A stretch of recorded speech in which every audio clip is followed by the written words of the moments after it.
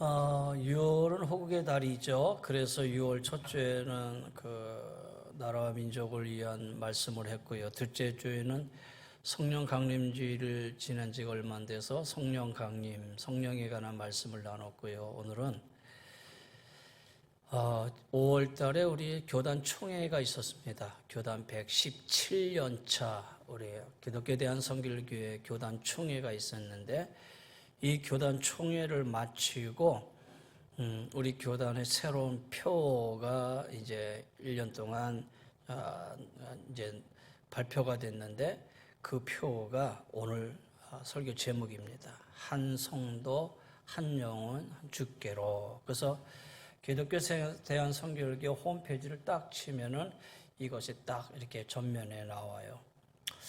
새로 된 총회장님이 시대적으로 적절하게 표를 만들었다라는 생각이 들어요. 그리고 많은 목사님들에게 문자를 다 보냈어요. 이제 한 달에 한 번씩 이 표를 중심으로 말씀을 전해 주십시오. 한 영혼 한 성도 주께로. 여러분, 코로나19로 인해서 우리 장로님들 기도하셨지만은 회복되지 못한 여러 가지 많은 부분 속에서 이제 다시 회복되어야 되고 치유되어야 되고 일어나야 되지 않는가라는 생각을 하게 되지요. 그러면서 교단적인 차원 속에서도 다시 한 영혼 한 성도를 하느님 앞에 인도하자, 그런 마음으로 이 표를 정하고 개교회가 이제 이 일에 전념점심해야 될 것이다 생각이 들고요. 그리고 6월 호국의 달, 여러분, 나라 민족을 위한 애국이 무엇일까? 오늘 우리 그리스도인들은 영혼을 주님 앞에 인도하는 것이 애국하는 길입니다.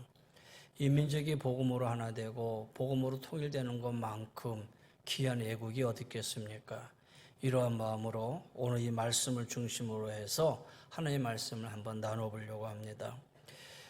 소위 교회생활, 신앙생활을 오래 하신 분은 오늘 제목을 딱 보자마자 목사님 오늘 성경 본문하고 말씀하고 무슨 말 하실런지 다 머리에 잡힌다 이렇게 얘기하실 수도 있겠지요. 그러나 알고 있음에도 불구하고 그 말씀을 다시 한번 생각을 하고 그 말씀 속에 도전을 받는 이 시간이 되었으면 좋겠어요.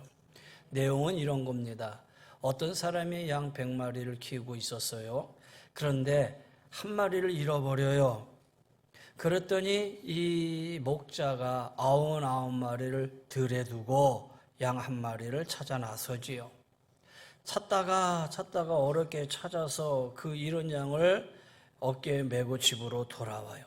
그리고 너무 기뻐서 친지들을 불러 즐기면서 함께 기쁨을 나누는 이 얘기가 오늘 본문의 말씀이에요. 여러분, 누가복음 15장은 예수님이 크게 세 가지를 얘기하셔요. 오늘 본문의 잃은 양을 찾는 기쁨, 두 번째는 잃은 드라크마를 찾는 여인, 세 번째는 여러분이 잘 아는 탕자의 비유가 이 안에 있지요. 그 중에 오늘 첫 번째 예수님이 하신 말씀이에요. 오늘 이 첫 번째 말씀을 가만히 보면요, 우리가 언뜻 보기에는 말씀을 많이 들어서 이 말씀 이해가 갑니다 라고 생각하는지 모르지만, 혹 성경을 처음 읽거나 아니면은 성경을 좀 더 자세하게 보자라고 생각하시는 분들에게 있어서는 상식적으로 이해하기 어려운 그런 부분이 있어요. 자, 목자가 잃어버린 한 마리의 정신을 쏟지요.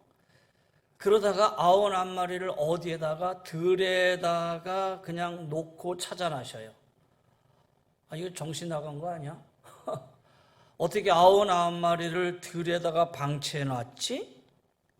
여러분, 성경을 처음 보는 사람에게서는 이렇게 볼 수가 있어요. 그래서 이 부분을 많은 사람들이 해석을 하면서 어떻게 얘기냐면, 하나님은 목자 곁에는 99마리의 잃은 양보다는 잃은 양 한 마리가 더 가치 있다, 귀하게 보신다 하면서 이 말씀을 그냥 이렇게 얘기하는 경우가 있지요. 또 하나는요, 목자가 양을 찾았어요. 양을 찾아고 어깨에 메고 집으로 와서 잔치를 벌려요. 그러면 양 한 마리 찾았다고 잔치를 벌리면은 그게 계산적으로 맞아? 아니 한 마리보다 아니 그 몇 마리의 값을 들여가지고 잔치를 벌인 것처럼 여기 보이는데 이거 상식적으로 이해할 수 있느냐라는 거예요. 그래서 이 부분을 1인 양 한 마리의 가치를 돈으로 계산할 수 없이 귀하다 이렇게 말씀하시면서 오늘 이 말씀을 우리가 이해하고 봤지요. 물론 틀린 해석은 아니에요. 맞는 해석이기도 해요. 그러나 이렇게 해석하다가 보면은 주님께서 비유로 말씀하시려고 하는 핵심적 이야기에서 벗어날 수가 있지요. 자, 그래서 우리가 여기서 주목해야 돼요. 3절 말씀에 예수께서 그들에게 비유로 이르시되 그랬어요. 예수님이 지금 비유로 말씀하시는 거예요. 그러면서 4절에 거기 있는 사람들에게 이렇게 묻습니다. 질문을 해요. 너희 중에 어느 사람이 양 100마리가 있는데 그 중에 하나를 잃으면 99마리를 들여 두고 그 잃은 것을 찾도록 찾아다니지 아니하느냐? 제가 여러분에게 물어보는 거. 만약 제가 예수님이라면 예수님 옆에 있는 사람들에게 주님이 말씀하시기 바로 전에 이렇게 물어보는 거예요. 야, 들에 양이 100마리 있는데 한 마리 잃어버렸어. 그러면 너희들 그 한 마리 찾아놨을 것이지? 이렇게 물어요. 이 말은 거기 있는 사람들이 암묵적으로 이 질문에 동의를 해야지 그 다음 말이 이어지는 거예요. 예수님이 이렇게 얘기했는데 거기 앉은 사람이 아니요 이렇게 대답하면은 그 다음 얘기가 안 이어지잖아요. 그러니까 예수님이 지금 여기 있는 사람들에게 그 곁에 있는 사람들에게 암묵적인 동의를 좀 구하는 거예요. 다시 말해서 듣는 사람들이 이 점에 수긍하지 않는다면 비유는 성립되지 않는 거예요. 그래서 이 말씀은 모두가 공감하는 것을 기초로 해서 이 메시지를 전하는 비유예요. 예, 맞습니다. 저도 찾아놨을 겁니다. 맞아요. 우리 모두 찾아놨습니다.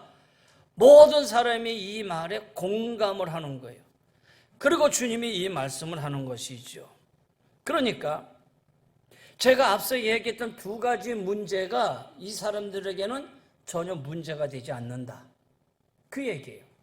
문제가 되지 않기 때문에 누가는 이 부분을 자세하게 풀어서 설명할 필요가 없는 거예요.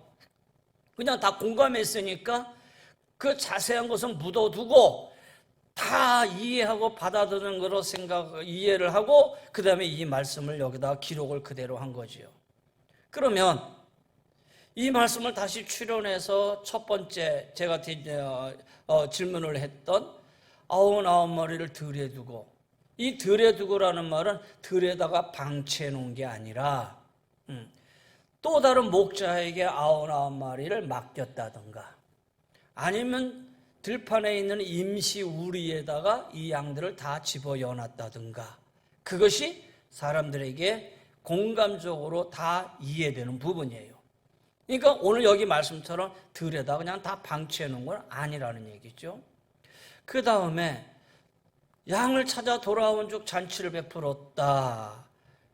그러면 이 잔치는 그냥 양 몇 마리의 값을 행하는 양들을 잡아가지고 먹고 즐기고 막 이런 잔치가 아니라 이거는 애찬이다라는 거예요. 자, 찾아와서 야, 내가 잃었던 양을 찾았어. 내가 이 양을 어떻게 찾았는지 알아? 한번 와봐. 우리 차 한잔하면서 얘기하자. 그러니까 사람들이 그 양을 언제 어디서 찾았는데 그 양이 도대체 왜 우리에서 나간 거야? 그러니까 너무 기쁘니까 사람들이 몰려들었고 이 일은 자기들에게도 그런 일이 있을 수 있기 때문에 그렇잖아요. 다 양을 치는 사람들이니까. 그렇기 때문에 이웃 사람들이 모여서 이 목자가 양을 찾은 그 기쁨에 대해서 나누는 거예요. 마치 이 양을 찾았다고 해서 소 잡고 양 잡고 하면서 먹고 즐기고 잔치하고 그런 모습은 아니다라는 거예요. 그러니까 그런 모습이 아니기 때문에 사람들이 이해하고 공감을 하고 그 다음에 누가는 그런 부분에 대해서 자세히 적지 않았을 뿐이라는 얘기죠. 그래야지만 이 비유의 핵심을 우리가 볼 수가 있어요. 그렇다면 주님은 왜 이 비유를 말씀하셨을까? 자, 비유예요. 자, 예수님이 이 비유를 말씀하시게 될 원인이 1절, 2절에 있어요. 모든 세리와 죄인들이 말씀을 들으러 가까이 나오니 바리새인과 서기관들이 원망하여 이르되, 그렇잖아요. 원망하여 이르되 가로되 이 사람이 죄인을 영접하고 음식을 같이 먹는다 하도다. 바리새인과 서기관들이 원망, 수근수근거려요. 그리고 사람들이 가까이 막 나와요. 여기 가까이 나오니라는 이 가까이 나오니라는 말은 시제로는 미완료예요. 그러니까 예수님 옆에 언제가 한 번 나온 거로 끝난 게 아니라 늘 이 사람들이 예수님 앞에 가까이 나와요. 늘 가까이 있었어요. 어제도 있었고 오늘도 있었고 계속 있을 거예요. 그리고 그 모습을 봤던 바리새인과 서기관들이 수근거려요. 이 수근거림은 어제도 있었고 오늘도 있었고 그 모습을 보면은 늘 수군거릴 것이다 라는 거예요. 그러니까 바리새인과 서기관들은 그 모습을 보면서 계속 비방해 왔다라는 거예요. 그리고 예수님은 가시는 곳마다 세리와 죄인들이 늘 예수님 앞에 나오니 예수님은 그들과 함께 나누고 식사하고 같이 지냈다라는 거예요. 그리고 그 일은 계속 이루어질 것이고 계속 하고 있고, 그리고 그 모습을 보고 있던 서기관과 바리새인들은 계속 수군거리고 예수님을 향해서 비방하고 욕하고. 그러니 오늘 예수님께서 이 부분을 명확하게 설명을 해줘야지 않으면 안 돼. 이 부분에 관해서 이제는 예수님이 딱 바리새인과 서기관들을 향해서 분명히 설명을 해줘야지만이 두 번 다시 이런 일이 없을 것이다라는 거예요. 그래서 이 비유를 가르쳐야 할 필요를 느끼게 된 거예요. 그래서 말씀하시죠. 그러면 당시에 바리새인과 서기관들은 어떤 사람들이었느냐? 누가가 본 이 바리새인과 서기관들은 5장 30절에 보면은 제자들을 향해서 막 비방하고 원망하고 신란을 하면서, 야, 너네 선생님은 어찌 맨날 세리와 죄인들과 같이 먹고 다니느냐 하면서 제자들을 향해서 예수님의 잘못된 모습을 막 지적을 해요. 그러니까 이들의 눈에는 지금 예수님이 죄인과 세리들과 함께 있는 이 자체가 잘못됐다고 생각하는 거예요. 왜 잘못됐느냐? 그들은 결코 가까이 할 사람이 아니라는 거예요. 저들과 상종했다가는 우리들도 죄의 유혹에 빠지게 되고 죄의 오염될 수 있다고 생각하는 사람이에요. 그리고 세리와 죄인들은 전혀 나라에 도움이 되지 않는다고 생각하는 사람들이에요. 이 사회에서 없어져야 할 자들이다라고 생각하는 사람들이에요. 그러니 지금 이 바리새인과 서기관들이 이 사회를 바라보는 관점이 잘못된 거예요. 시각이 지금 문제가 생긴 거예요. 잘못된 시각을 가지고 있어요. 실제로 세리와 죄인들은 어떻게 하다가, 사실 이 세리와 죄인들은 어떻게 하다가 한번 자기도 모르게 세리도 되고 죄인도 됐어요. 다시 말해서 아버지가 먹고 살기 위해서 세리가 됐는데, 아니 아버지가 세리인데 자식인 내가 죄인인 것처럼 사람들에게 취급을 받는단 말이에요. 그러니까 자기 의지와 관계없이 구조적으로 연관된 사람들도 많이 있는데, 이런 개별적인 상황을 하나하나 고려하지 않은 채 일방적으로 이 모든 사람을 죄인이라고 싸잡아서 멸시하고 소외시키고 사회적으로 불이익을 당하게 만든다라는 거예요. 한마디로 이 서기관과 바리새인들은 사람을 보는 눈에 병이 든 거예요. 사람을 사람으로 보지 않아요. 이웃을 이웃으로 보지 못하는 관계적 시각 장애를 갖게 됐다는 거예요. 그러니 예수님 옆에 있는 이 사람들을 제대로 보지를 못해요. 늘 불평하고 원망하고 비방하고 조롱하고. 아니 이 사람들은 종교 지도자들인데 이 영적인 어려움을 겪고 있는 사람들을 이끌어주고 하나님께로 인도해야 할 사람들이 이렇게 병들어 있었다라는 거예요. 그래서 주님이 지금 이 점을 책망하시기 위해서, 이 점을 책망하시면서 이 말씀을 하시는 것이죠. 그게 바로 오늘의 비유의 핵심이다라는 거예요. 오늘 우리가 이 세상을 보는 눈이, 가치관이 달라야 돼요. 우리 모두가 하나님 앞에 한 사람 한 사람이라는 사실을 분명히 인정하고 살아야 된다는 거예요. 신학생 때 읽었던 책 중에 마틴 부버의 나와 너라는 책이 있어요. 나와 너. 근데 이 나와 너라는 이 책에서 이 현대 사회를 병든 사회라, 병든 시대다 이렇게 규정을 해요. 근데 그 병은 마음의 병이에요. 사람을 보는 우리의 시각과 관점에 생긴 병이에요. 그래서 부버는 사람이 사람을 대하는데 두 가지가 있다고 판단을 하죠. 하나는 도구적 존재, 수단적 존재, 사물적 존재, 그것으로 나와 그것의 관계, I와 it의 릴레이션으로 보는 거예요. 그런 관계로 보는 게 있고요. 또 하나는 사람은 인격적인 존재, 다시 말해서 나와 you, I와 you의 관계로 보는 거예요. 이 두 관계 중에서 올바른 시각은 I와 it가 아니라 I와 you의 릴레이션으로 봐야 된다는 얘기죠. 주일 저녁에 11시에 되면은 A 채널이라는 방송에서 하는 프로그램이 하나 있어요. 가끔 시간이 되면 저도 그것을 시청하는데 거기에 보면 이제 만나러 갑니다 라고 하는 탈북자들이 나와서 탈북에 대해 탈북하고 어떻게 우리나라에 왔는지 그 탈북의 과정과 그 다음에 자기들이 북한에 있을 때 겪었던 일들, 그런 일들을 서로 막 나누고 그러면서 그 안에서 웃음이 있고 눈물이 있고 슬픔이 있고 애달픔이 있고 그런 프로그램 중에 하나예요 보면은. 근데 지난주에 다뤘던 그 어떤 이 얘기는 북한에 있는 여성들이 북한에 있는 주민들이 코로나로 인해서 저 북중의 문이 닫혀지고 무역이 딱 통제되다 보니까 그나마 가지고 무역하던 것들이 끊어지고 장마당에 쌀이 없고 장마당에 이것저것 없어지다 보니까는 가족을 그래도 먹어 살려야 되니까 여인들이, 엄마들이 아니면 아가씨 처녀들이 다시 강을 넘어서 중국으로 가서 양식을 구워야 되는 그런 상황. 그러니까 탈북을 하죠.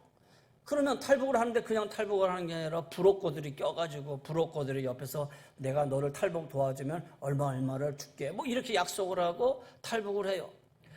그러면 부록고들이 도와줘서 탈북을 하고 강을 딱 넘는 순간에 이 부록고들이 싹 바꿔가지고 이 여인을 중국의 남자들에게 팔아먹는 거예요.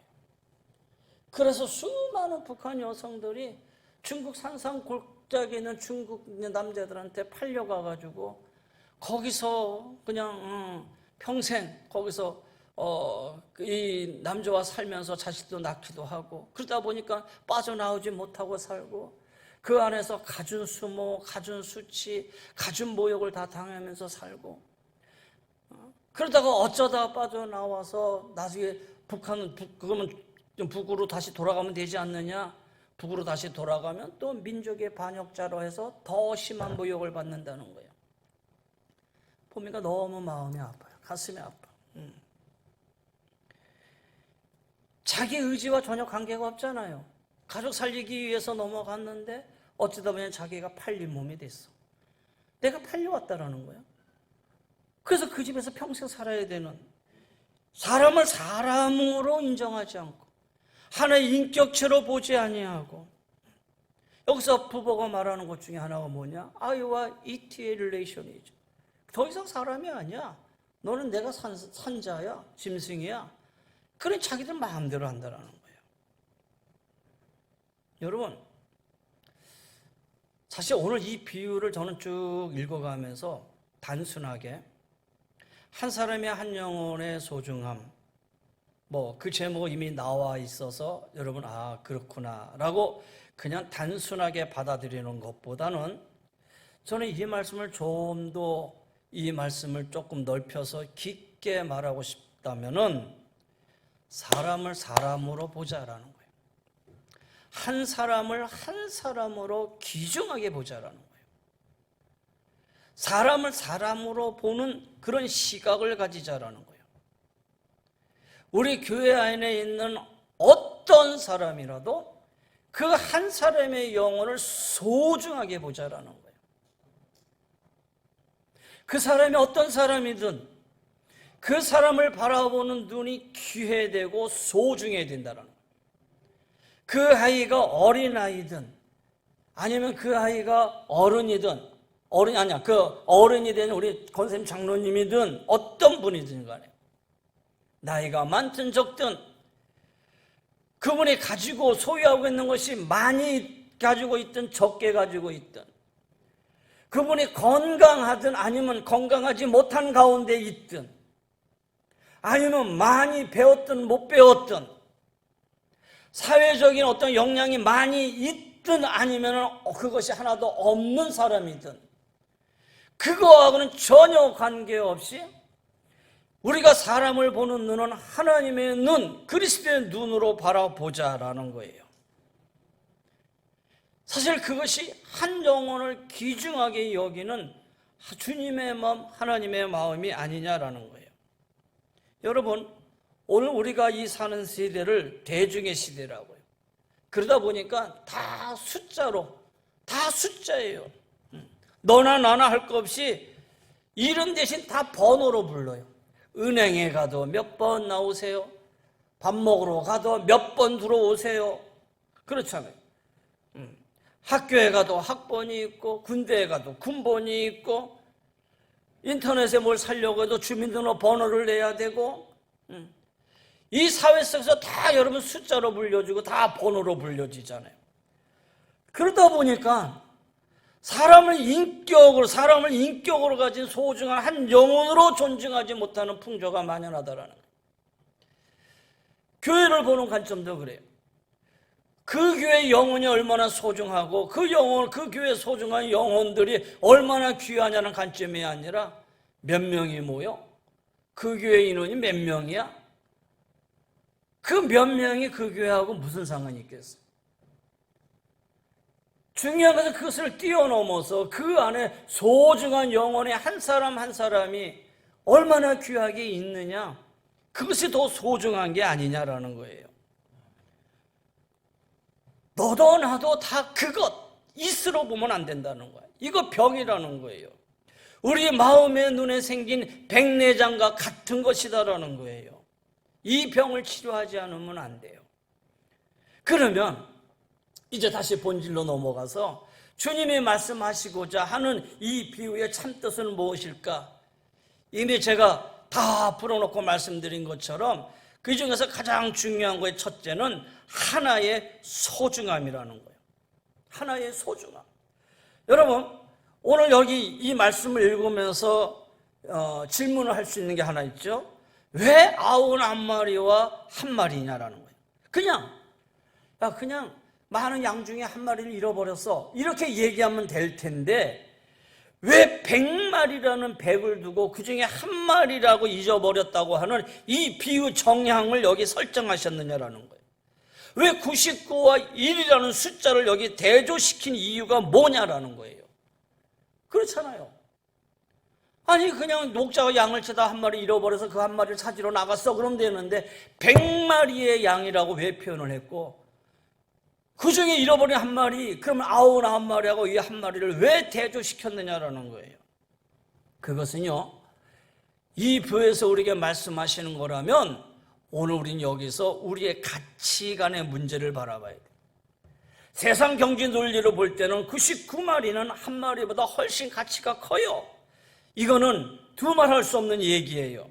누구나 다 알고 인정하는 거다라는 거예요. 그런데 여기서 우리가 알아야 할 것은 영적인 논리로 볼 때는 생명의 수는 수로 얘기할 수 없다라는 거예요. 생명은 숫자로 얘기할 수 없다라는 거예요. 세상적인 가치로 볼 때는 숫자로 얘기할 수 있지만 영적인 논리에서 볼 때는 생명을 어떻게 숫자로 얘기할 수 있겠느냐라는 거예요. 비교할 수가 없다라는 거죠.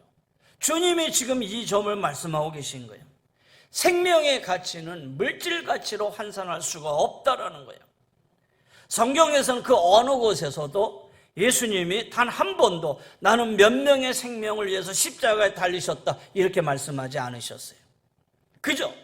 나를 위해, 내 생명 하나를 위해 십자가에 달리셨다 이렇게 말씀하셨지 몇 명을 위해서는 표현하지 않았다라는 거예요. 오늘 주님이 굳이 이 숫자를 대조시킨 이유는 세상적인 가치로 보지 말라는 거예요. 한 명의 영혼이 얼마나 소중한지, 한 명의 영혼이 얼마나 귀중한지 그 영혼의 귀중함을 보라라는 거예요. 그렇게 본다면요, 지금도 저 섬마을에, 시골에, 저 농어촌에 몇 명 안 되는 성도들을 붙들고 목회하는 목사님들 계시잖아요. 그냥 평생 더 이상 안 돼. 그냥 몇 명의 성도일 수밖에 없고 몇 명의 교회일 수밖에 없는 그 교회인데도 평생을 그 몇 명을 위해서 헌신하고 목회를 해요. 선교사님들 외국에 나가서 평생 선교한다고 그러자면 한 명의 사람을 전도하고 데려온다는 거, 이거 어려운 거예요. 그러나 그 한 명의 사람을 전도하기 위해서 평생을 거기서 살아요. 여러분, 아랍 문화권에서, 공산 문화권에서 거기서 전도해서 평생에 10사람, 100사람, 이거는 숫자적으로 불가능한 거예요.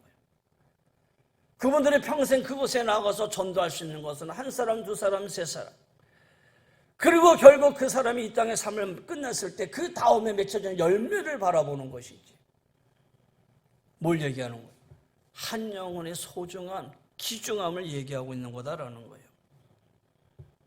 우리가 이렇게 질문할 수 있어요. 아니, 하나님이 어떻게 이 세상 모든 사람을 사랑할 수 있습니까?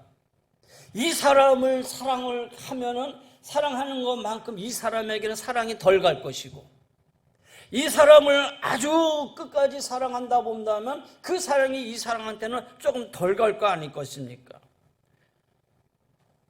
그렇지요. 여러분도 한번 생각해 보세요.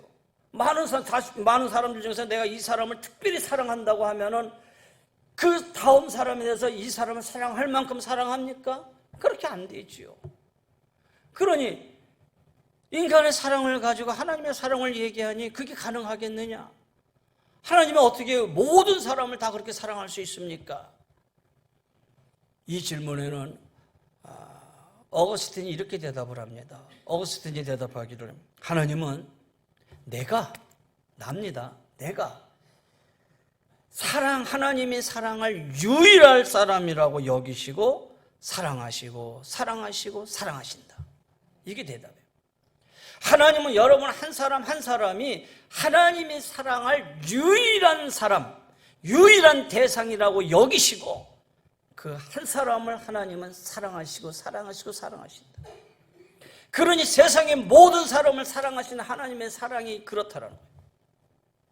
우리가 늘 들어 왜 하나님 모든 사람을 사랑한다고 얘기합니까가 아니라, 그렇지, 하나님은 내가 하나님의 사랑을 받을 유일한 대상이라는 걸 하나님이 인지하시고 나를 사랑하시고 사랑하신다. 여러분, 우리가 이 눈을 가져야 된다는 거예요. 한 영혼을 소중히 열 줄 알아야 된다는 거예요. 형제의 모습 속에 보이는 하나님의 형상 아름다워 존귀한 주의 자녀 됐으니 사랑하며 섬기리. 우리 주의 복음서가도 있잖아요. 여러분, 이 안에서 이제는 우리 교회의 눈을 보면서 한 사람 한 사람을 소중하게 여깁시다. 우리 은혜 제일 공동체 어느 누구 하나도 여기에서 제외된 대상이 없어요. 한 사람 한 사람 우리가 이 사람도 하나님의 사랑할 가장 귀한 사람, 이 영혼도 하나님이 사랑할 가장 귀한 영혼, 그 영혼이 어린아이든 아니 청년이든, 그래서 그 영혼 하나하나를 소중히 여기고 존중할 줄 아는 마음을 가져야 된다는 거예요. 또 하나는 말씀드린 대로 하나님의 사랑이죠. 자, 여기 4절을 보니까 그 중에 하나를 잃으면 4절에 찾도록 찾아다니지 아니하느냐. 5절에 찾은즉 즐거워 어깨에 메고. 어떤 할아버지가 이제 TV에 나왔는데 자녀가 많다 그래요. 자녀가 7, 8명인데 그 자녀들이 또 결혼을 해서 손자를 낳으니까 손자가 또 이제 다 있잖아요. 근데 이제 나이가 한 8, 90대니까 그 자녀들이 또 결혼을 해가지고 또 증손녀까지 있어. 증손자까지. 그러니까 명절 때 다 모이면 한 30, 40명, 50명 된다 그래. 그러니까 질문을 하는 거야. 할아버지, 손자, 저 증손자, 손자, 손녀들 다 아셔요? 그러니까 글쎄 그냥 어떨 때는 막 헷갈려. 제가 누구 어디 몇째 아들의 아들이지, 얘 손자지, 뭐 이렇게 자기가 봐도 막 헷갈린다라는 거예요. 하나 빠져도 잘 모른다라는 거예요. 여러분 그럴 수 있죠. 40-50명이 한 집에 모였는데 어떻게 그걸 다 알아? 모르지. 그냥 헷갈릴 수 있지. 그냥 자기들이 와서 할아버지 저 몇째예요? 자기가 인사하지 않는 이상, 할아버지 저 몇째 손자 누구예요? 자기가 얘기하지 않는 이상 잘 모른다라는 거예요. 여러분 이것이 인간이 보는 눈이에요. 전 그걸 보고 여기에 100마리? 여러분 30-40명도 이렇게 헷갈리는데 100마리의 양을 목자가 다 알고 그 중에 한 마리가 없어졌다는 걸 알아차렸다는 거예요. 한 마리의 양이 사라진 걸 기억하신다는 거예요. 여러분 이거 하나님의 사랑을 우리에게 말씀하시고자 하는 메시지 아니겠어요? 하나님은 우리의 한 영혼을 기억하셔. 우리의 한 영혼 한 영혼의 문제를 다 알고 계셔요. 하나님의 세심한 사랑으로 우리를 돌보고 계셔요. 지난주 금요일 날 시편에 있는 말씀을 읽으면서 시편의 제일 마지막의 말씀이 하나님의 우리를 인도하시니 죽을 때까지 우리를 인도하시리로다. 여러분 제가 오늘 예배 시작하면서 첫 땡 치면서 제가 여러분에게 읽어드린 이 말씀이 지난주 금요일 날 시편 44편에 나오는 말씀을 읽어드린 거예요. 하나님은 우리의 하나님이시니 그가 우리를 죽을 때까지 인도하시느냐. 여러분 하나님의 사랑은 무한하십니다. 다 기억하시고 여러분 한 사람 한 사람의 영혼을 귀하게 여기신다라는 자녀를 잃어버린다? 여러분 이거 생각만 해도 끔찍한 거 아닙니까? 이런 일은 있을 수도 없어야 돼요. 있어서는 안 될 일이죠. 그런데 간혹 신문이나 그 뉴스나 이런 데 보면은 자녀를 잃어버렸어. 자녀를 잃어버린 부모의 마음 어떻게 했어요? 그다음부터는 모든 생 다 포기해요. 다 포기해요. 아무리 급한 일, 아무리 바쁜 일이 있어도 자녀를 찾는 것만큼 우선적인 것은 없어요. 다시 찾다가 어려운 일이 생겨도 중단하질 않아요. 아니, 찾다가 죽는 일이 있어도 물러서질 않아요. 왜 그래요? 부모이기 때문에. 그 아이에 대한 사랑이기 때문에. 여러분 그렇다면 하나님의 한 영혼의 사랑이 자기 아들 예수 그리스도를 이 땅에 보내셔서 십자가에 죽이시기까지 우리를 사랑하시고 하나님과 우리 사이의 사랑을 끊을 수가 없다 그랬어요. 우리에게 어떤 문제가 생기면 그 문제를 풀어주시기 위해 졸지도 주무시지도 아니하시는 하나님이라 그러셨어요. 오늘 이 말씀 속에서는 이 하나님을 우리에게 보여주는 거예요. 이 하나님의 사랑을 우리에게 가르쳐주는 거예요. 그리고 찾은 집과 어깨 메고 즐거워 이웃과 사람들을 부르면서 말하되 나와 함께 즐기자. 여러분 길가에 더 숨어있는 잃어버린 양을 찾았어요. 찾으면 야 내가 너 때문에 얼마나 고생한지 알아. 이놈 두 번 다시는 이 양문에서 못 나가게 무슨 조치를 취해야겠다. 이놈 그냥 놔두면 안 되겠다.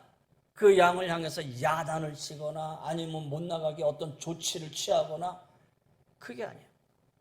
여러분들 간혹 하다가 자식들이 잘못했다가 나중에 찾고 나면은 너 왜 그랬어 하고 막 야단치고 그러잖아요. 근데 오늘 이 목자는 그 양을 찾아서 야단친 게 아니에요. 그리고 그 양을 데리고 들로 가서 99마리 있는 그 양들 물에 다시 집어넣은 것도 아니에요. 어깨에 메고 집으로 와요. 집으로 와서 너무 즐거워. 이웃 사람들 불러놓고 야 여보세요 내가 이 양을 어떻게 찾았는지 아시오? 그게 바로 오늘 말씀에서 우리에게 보여준 하나님의 사랑. 하나님께서는 하나님의 도움이 없이는 살 수 없는 사람, 하나님을 향해 울부짖고 있는 영혼, 허물과 죄 때문에 가슴 치고 있는 사람, 이 사람에게 하나님 더 마음을 쓰신다라는 거예요. 이것이 하나님의 사랑이에요.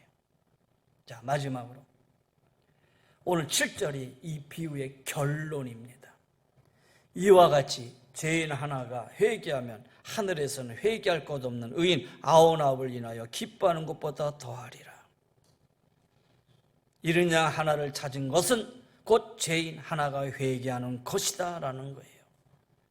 여러분, 주님은 이른 양을 기뻐하시는 게 아니라 그 이른 양을 찾는 것을 기뻐하신다라는 거예요. 사실 잃어버린 양은 목자에게서 근심해요. 걱정해요. 염려거려요. 그 양을 잃어버려서 얼마나 염려되고 걱정되고 근심이 되겠어요. 그렇잖아요.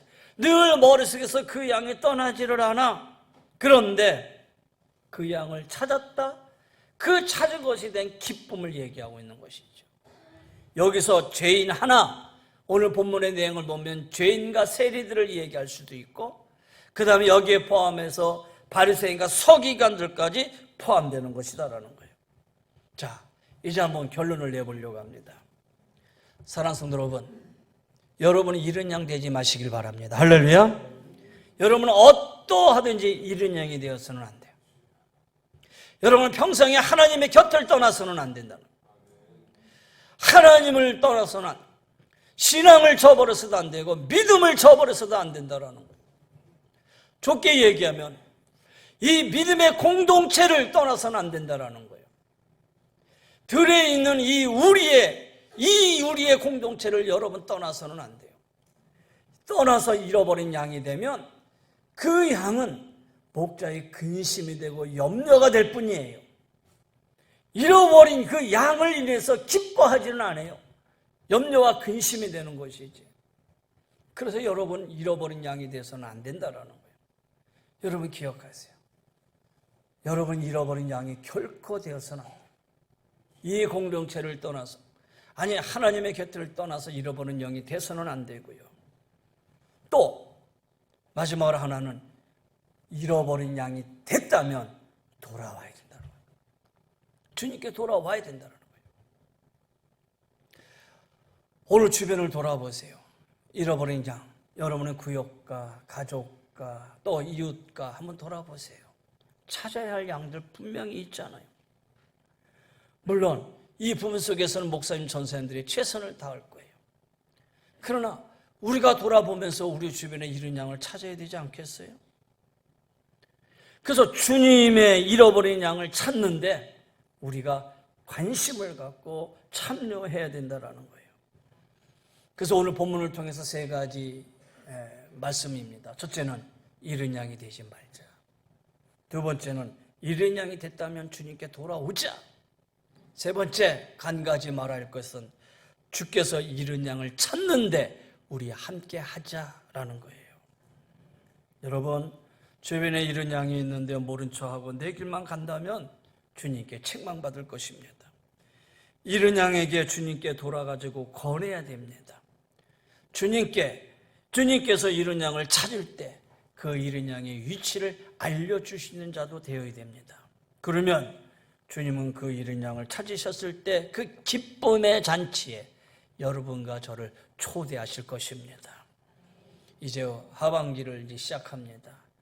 여러분 돌아보아 여러분의 가정에, 또 여러분의 이웃에, 또 여러분의 구역에, 여러분의 각 여전도에, 남전도에, 찬양대에 우리 돌아보아서 한 영혼 한 영혼을 귀중히 여기고 찾는데 우리 함께 힘을 모으고 함께 마음을 정하며 나갈 수 있는 우리 은혜젤리 공동체가 되시기를 주의 이름으로 간절히 권면하며 축원합니다. 기도하십시다.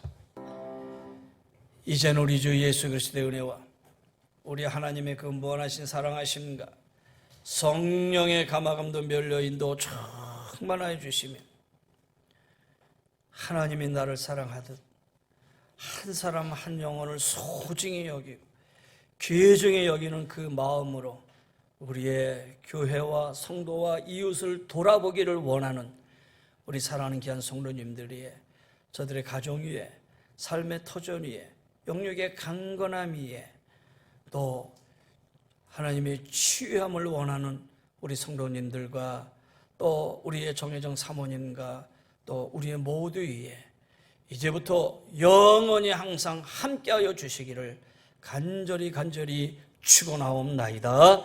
아멘.